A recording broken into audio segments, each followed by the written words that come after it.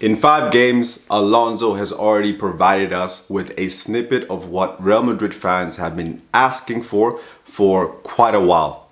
In this video, I want to go through 5 things that I noticed in Alonso's system and this game against Dortmund, and I'll also summarize the game as well. I wanted to get this review out to you guys sooner, but yeah, man, the game was so late, and you know what? I was like, you know what? It'll be better for me to actually do it the next morning, so that's what I did.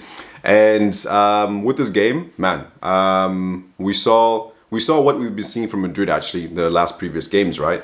Madrid have been showing periods of play where they're dominating and pressing quite a lot, and their decision making when it comes to when they press quite high and quite aggressively, and then when they sit back, right? So I think it's yeah, also depending on it being like midway from last season into the new season, the temperatures, the players being tired. So I think, for example, it's gonna be hard for us to see Madrid like dominating, boom, you know, in 90 minutes.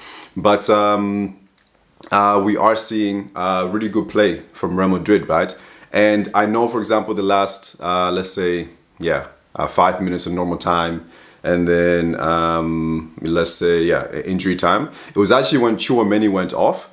Things just got like a whole like haywire, right?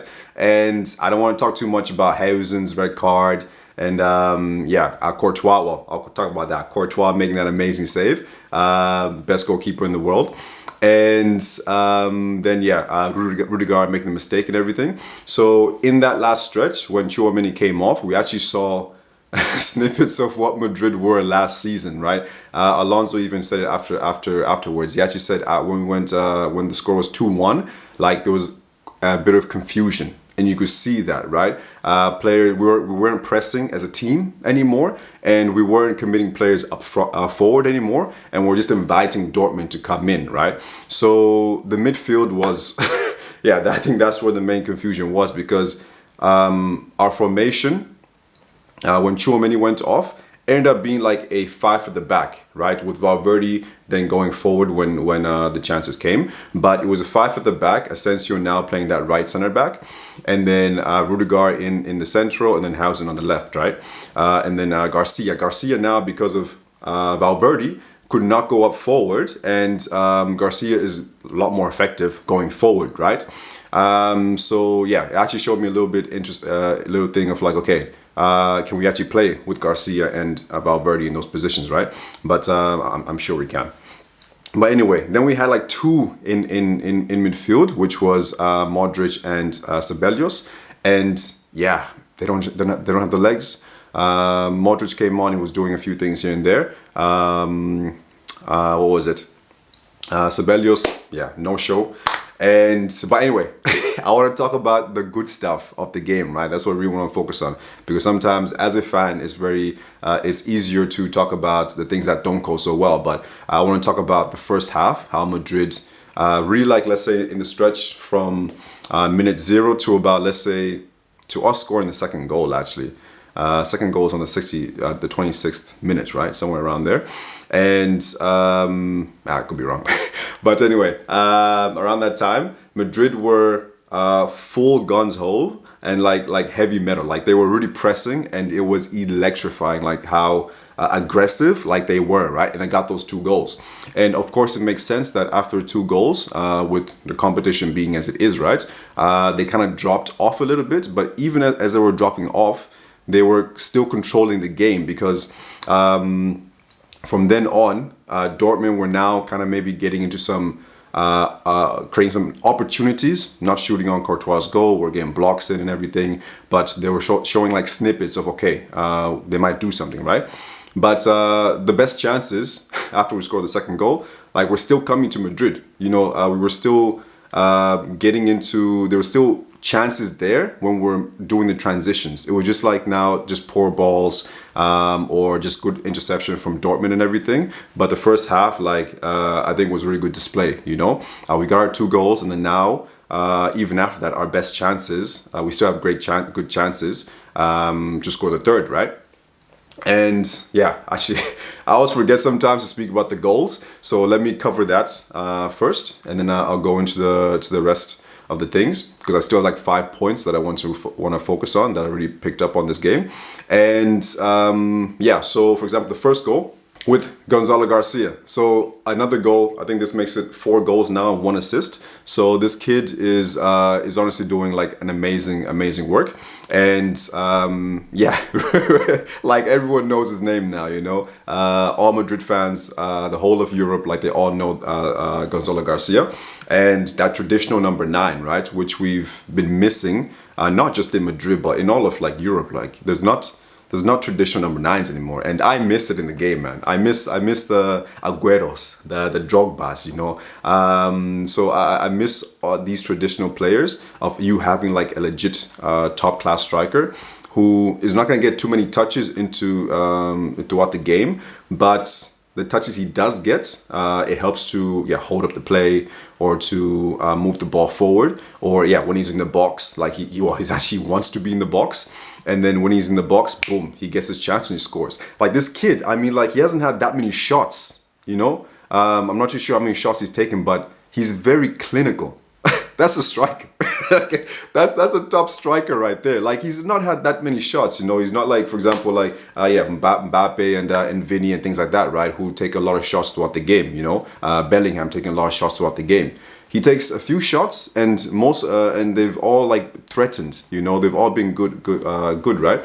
So it's really, I think, because we saw later on in the half, right?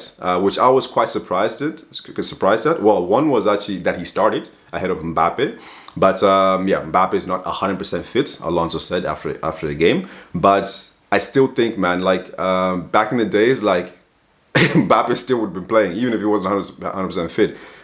He would have been playing, right? So I think Alonso has shown that he's willing to be ruthless, you know? And I can actually trust that, like, if these players are not performing, so if Mbappe, Vini, Bellingham, or whoever is not performing, Alonso is going to quickly see that, make changes in the game, and also put in players who are performing, right? So Gonzalo Garcia, I think he's going to get plenty of opportunities this season. And, man, if it keeps scoring like this, hey, man, Mbappe, Vini, like, watch out, you know? So when Garcia came on, what I was surprised that Vini was the one to go off, right, and then Mbappe went to the left, and then Garcia was still on, right?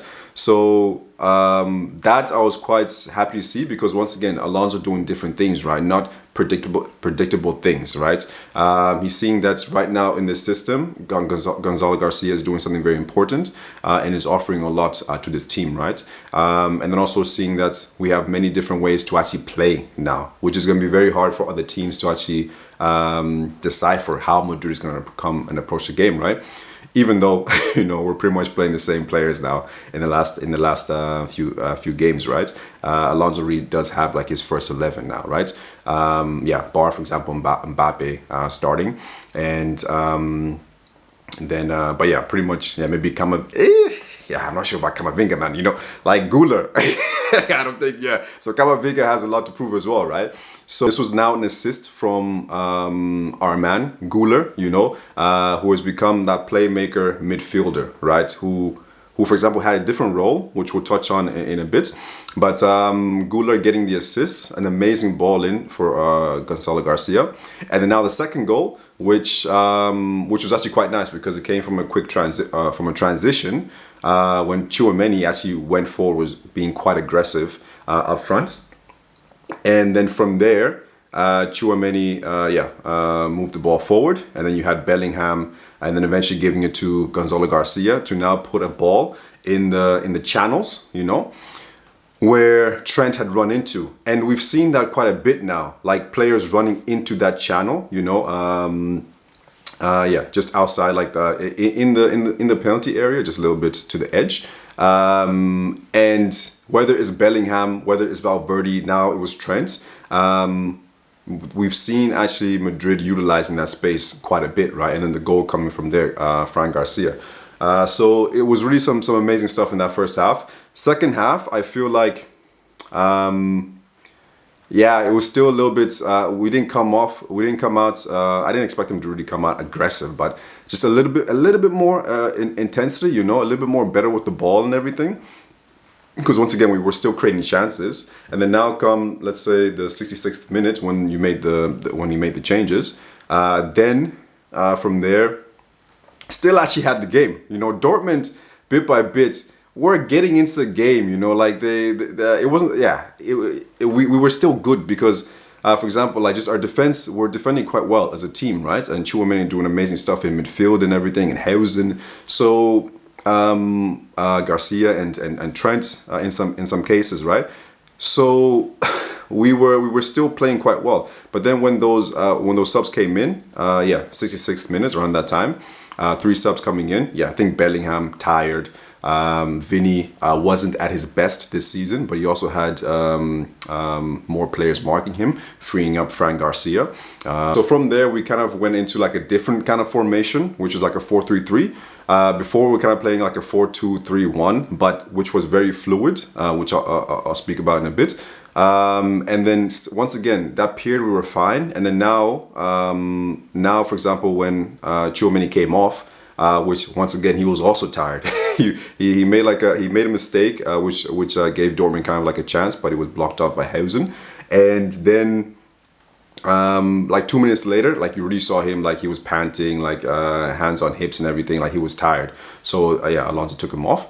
And I think from there, that's where things kind of fell off a little bit. It was okay for a period of time, but I think so many changes. I don't think helped. You know, players were confused a little bit about, I guess, their roles.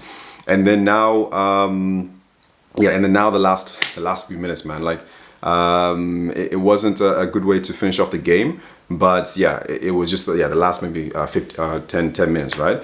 The goal itself, like, it came from just a bad clearance from Rudiger. We were defending the situation.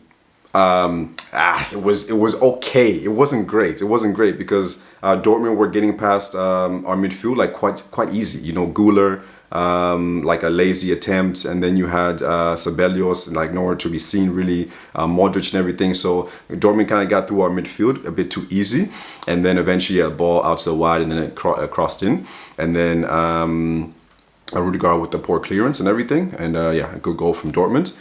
And then from there, Mbappe scores a 3rd goal, you know, an amazing goal. Another assist for Guler, which was amazing to see. Guler's really stepping up, and he's really getting better and better. Like, I'm loving what he's doing right now on the football pitch.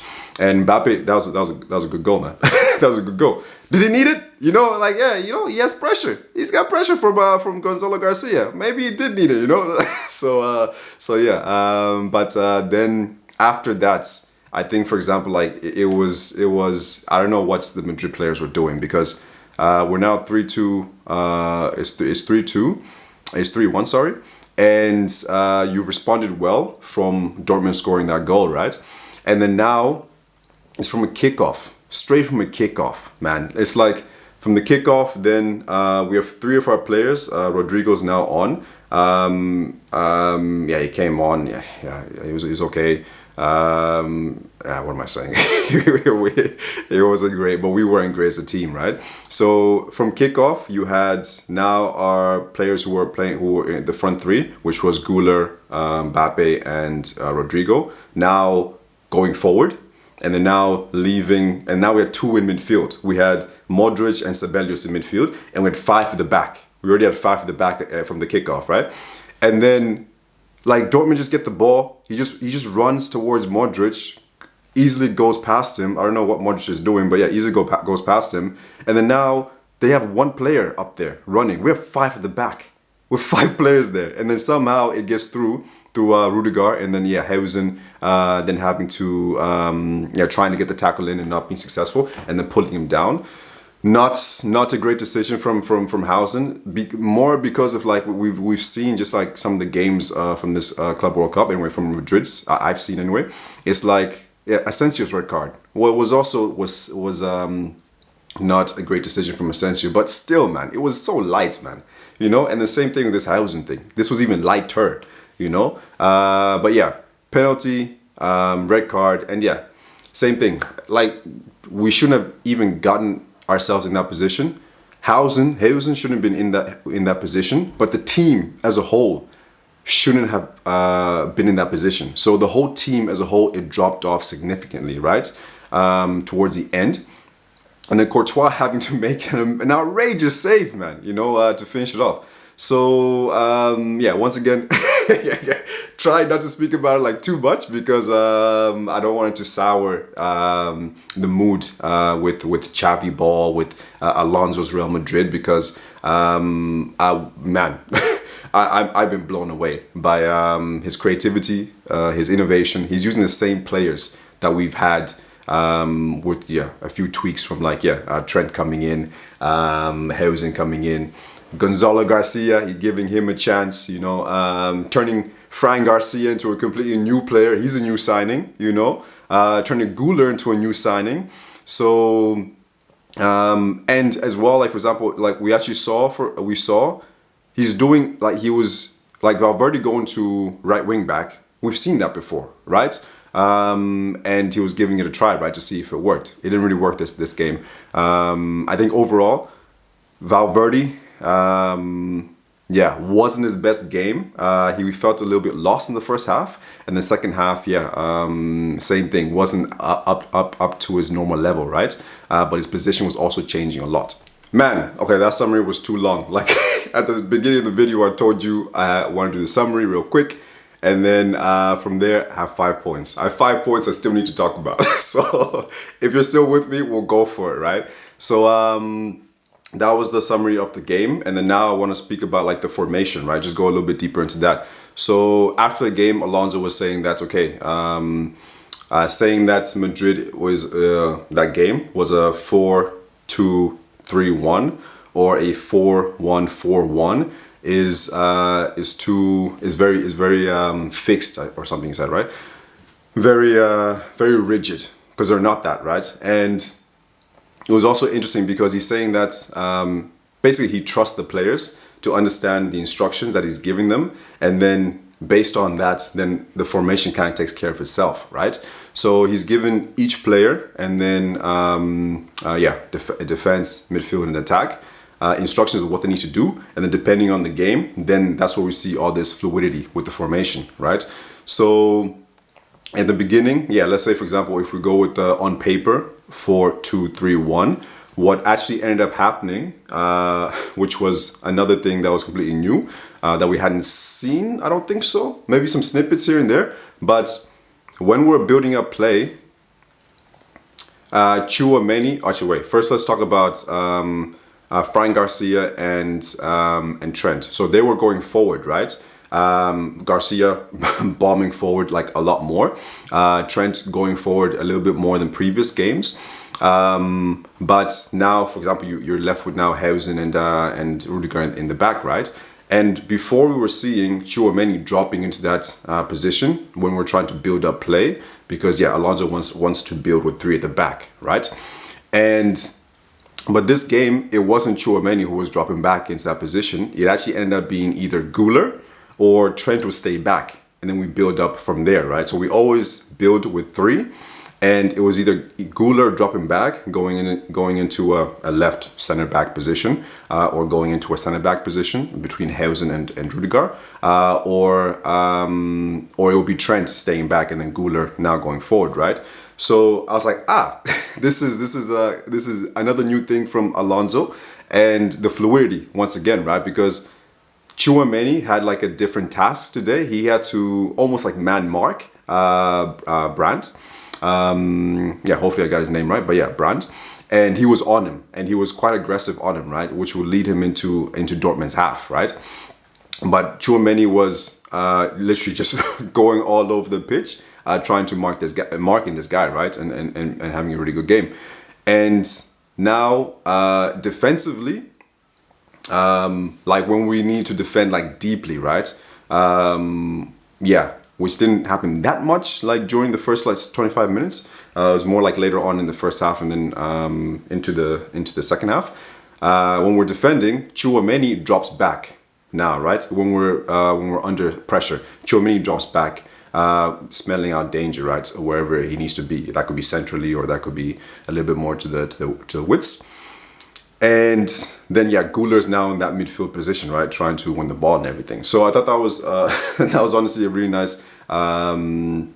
It was a nice display. And once again, like I've said in my previous videos, like the players are catching on and adapting so quick. Like that was one of the things last season that I was so frustrated with, man. You know, once again, don't want to go into it too much, but I was like, the players game after game are doing the same thing over and over again. You know, it's like when they have a bad performance. It's like, okay, no, this is gonna really wake them up. Next game, it doesn't. They do the same thing, right? Game, he's making changes based on how the game goes, right? And then also each game is also different. So that's refreshing. That's refreshing because yes, for example, you can, I'm just thinking, if you're a manager, right? You set up your team in a particular way to how, for example, you might think the opponent is gonna come at you. And then when the whistle blows, then yeah, now like the game is on. The game is very chaotic. All these things are going on, and that planning, it kind of goes out the window a little bit, you know. And now you need to adapt to like how the game actually is, right? And I think that's what continues to impress me with Alonso, right? So that was our formation, and then now in the second half when we made the changes, so it was Modric, Ceballos, and Mbappe coming on, and then he took off Vini, Bellingham, and Trent, right? So Trent, he said it was tired. Bellingham, tired. You know, he's played a lot of games in these last 2 years. And yeah, so Vini coming off, that was like, I was like, oh, okay, interesting, right? Which I already discussed before. So now we ended up in this like 4-3-3 formation, which then meant that Arda Güler was up front.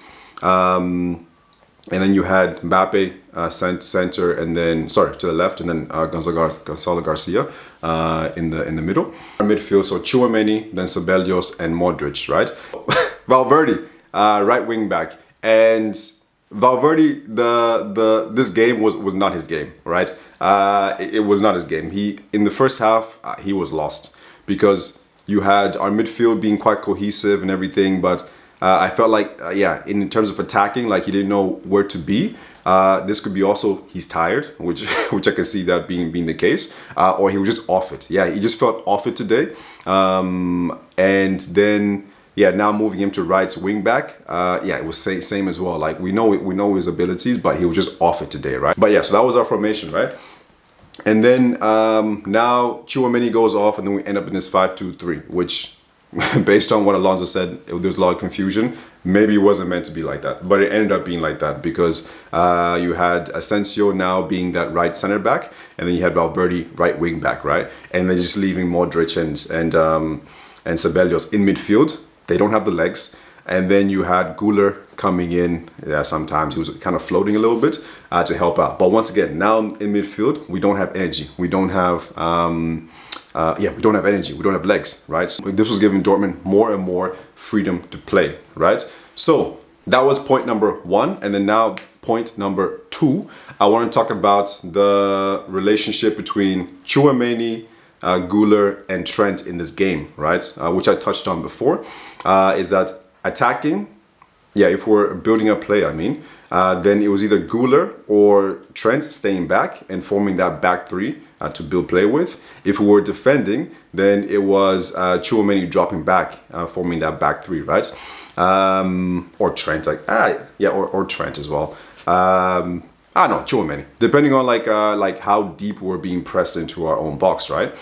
So that's was quite something, and I think each game I'm seeing from Alonso and this same lineup, pretty much same lineup he keeps on putting out, is the importance of Tchouameni is the number one guy. Like he's really the cornerstone of like what formation we end up being and how we play, right? How we attack and how we defend. So he's really, really important in that role. And the thing is that, yeah, he's the only one who can do that role like he's doing it.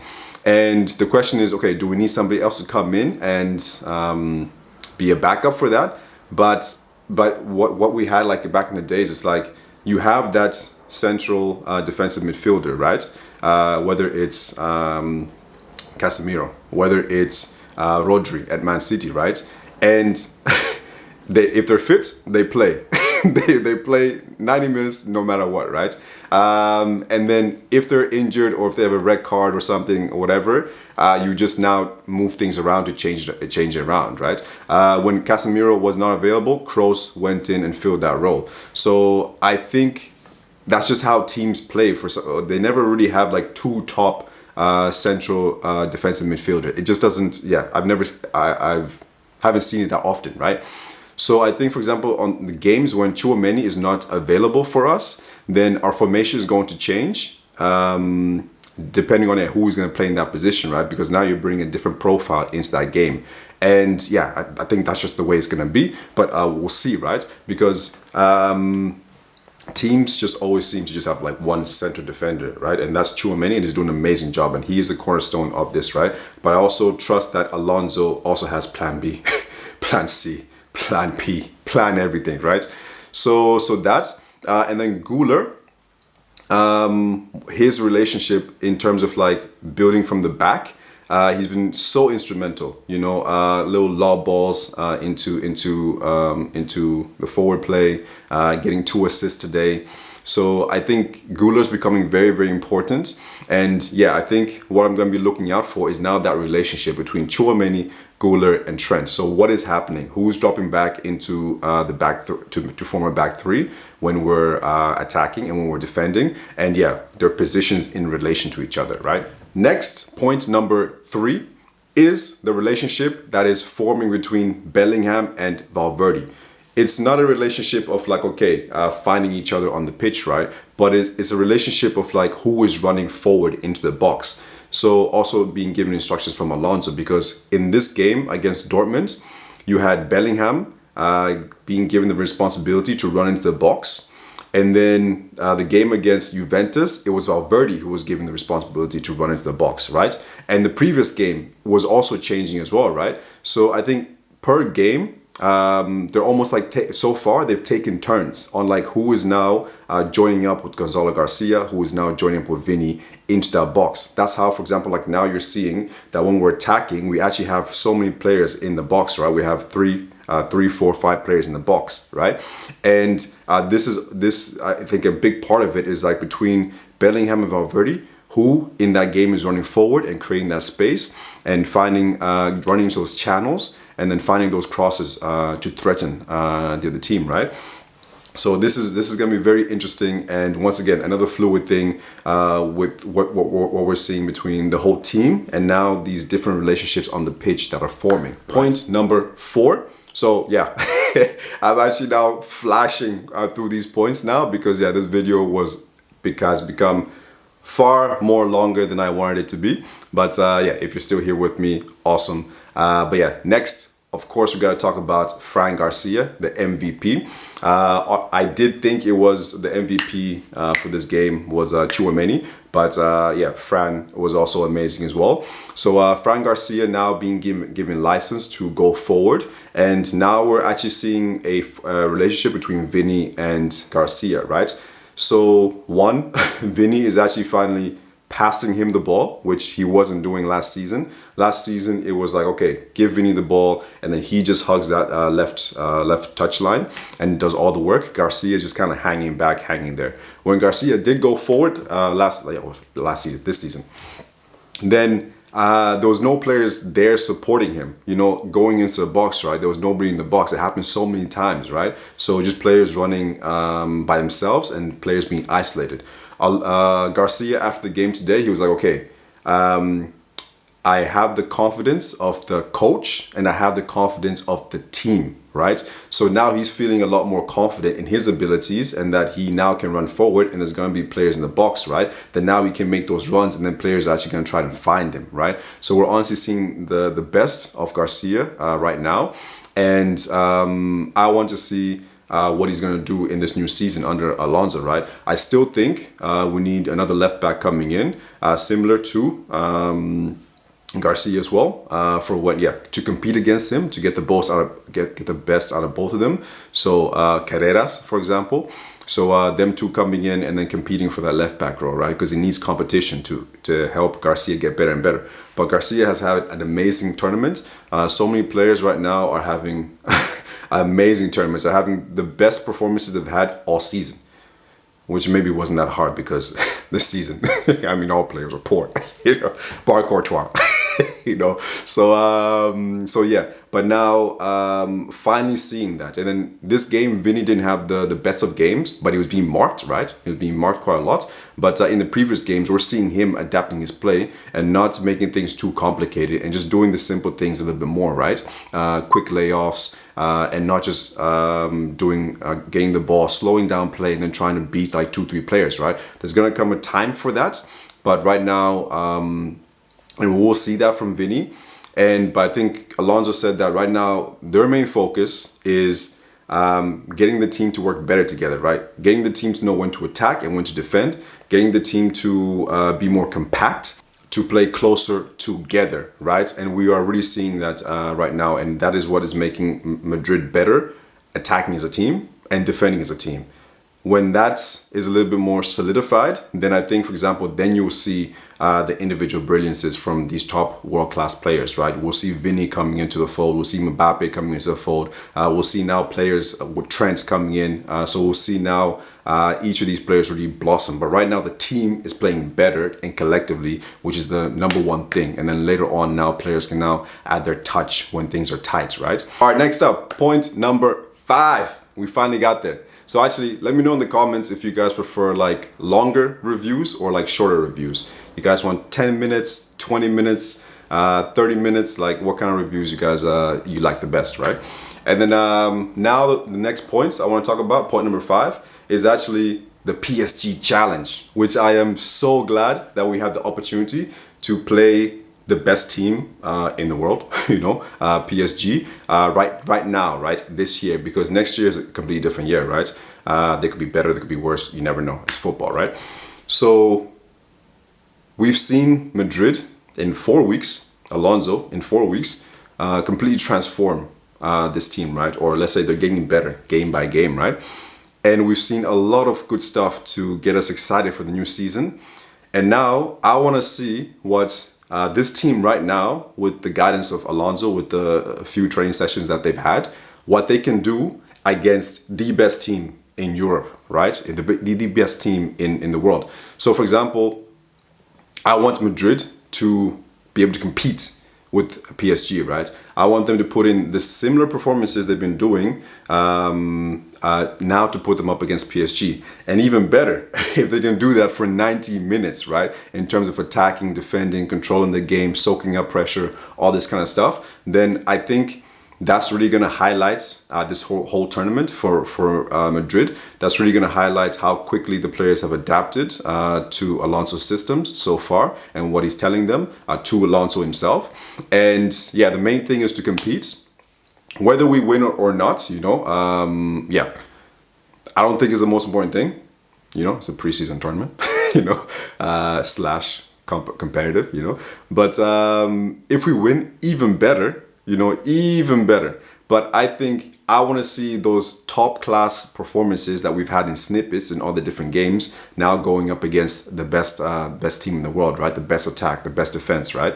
So I'm excited to see what these players do. And the main thing is what would put a damper on this whole competition is if PSG like literally just dominates Madrid like fully, right? Throughout the game. Like if they do what they did to Inter Milan in this game, then it would put a little bit of a damper on what we've seen so far in this competition. Yeah,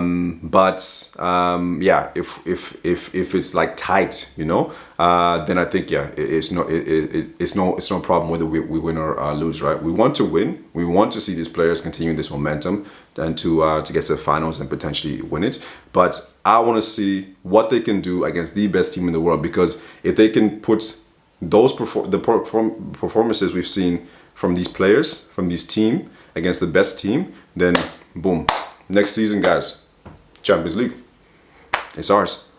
La Liga is already ours, but now it's going to be definitely ours, I really don't see any other team stopping us. If they beat PSG and we see an amazing game from both teams and we see Real Madrid coming out the better of the teams, and they win, and we see Gonzalo Garcia scoring, boom, against PSG. We see Mbappe coming on, boom, scoring, we see the best of Bellingham, Valverde. We see Fran Garcia putting in those performances. We see a killer pass from Trent. We see our defense holding up, right, without Hausen.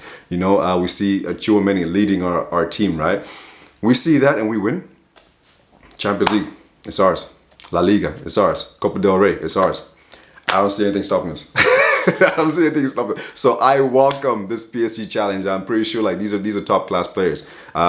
So they're welcoming. Bellingham is welcoming this. Vini is welcoming this. They're all welcoming this this challenge. Alonso himself is welcoming this challenge. So I am too, and I want to see what they can do. All right, guys. Hopefully you enjoyed the video. For those who stayed, and it was a long one today. But yeah, I didn't think I had this much to say about the match. But hey, there's a lot of things, a lot of insights I saw and everything.